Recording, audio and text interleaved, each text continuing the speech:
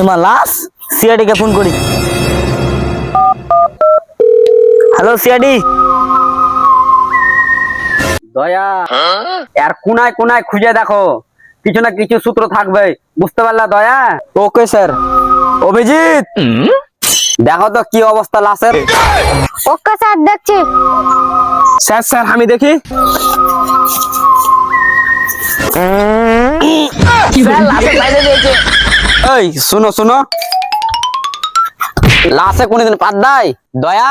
হ্যাঁ স্যার। কে ওকে চাকরি দিয়েছে? স্যার ওকে বড় স্যার চাকরি দিয়েছে, বড় স্যার আত্মীয়। ও আই সি। এই উঠো। স্যার স্যার আমি বুঝতে পারছি কিভাবে ওর মৃত্যু হয়েছে। দয়া ছেলেটা এত হাই ভোল্টেজ কেন? স্যার ওই নতুন তো সেই জন্য বুঝতে পারে না, আর কয়েকটা চর মারলে বুঝতে পারবে। অভিজিৎ তুমি কিছু পেলে? এ স্যার সকালে মনে হয় দাঁত মাজা না, তো মুখ দেখো গন্ধ বেরোচ্ছে। ও আই সি। এই তুমি একটু এদিকে শুনো, কাল দেখা যে দুজনে যেন চাকরি যেন বাদ হয়ে যায়। ওকে স্যার, কালকের মধ্যে আর কি চাকরি বাদ হয়ে যাবে, তোমাকে চিন্তা করতে হবে না। তুমি যা বললে আর মৃত্যুর কারণ বুঝতে পেরেছি, তো কি বুঝতে পেরেছো বলো? হ্যাঁ স্যার আমি বুঝতে পেরেছি, ওই অতিরিক্ত খাওয়ার জন্য পেটে গ্যাস হয়েছে, পাতে ফুটা বন্ধ হয়েছে, খাইটা মরে গেছে।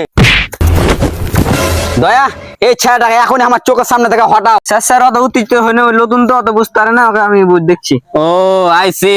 অভিজিৎ এই লাশটাকে ডাক্তার সালেওয়ার কাছে পেটে দাও চেক আপ করার জন্য। ওকে স্যার এখনি পাঠিয়ে দিচ্ছি।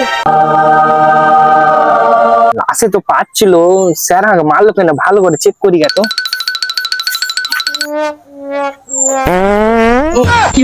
Sir sir sir sir sir আমার পেটে দিয়েছে।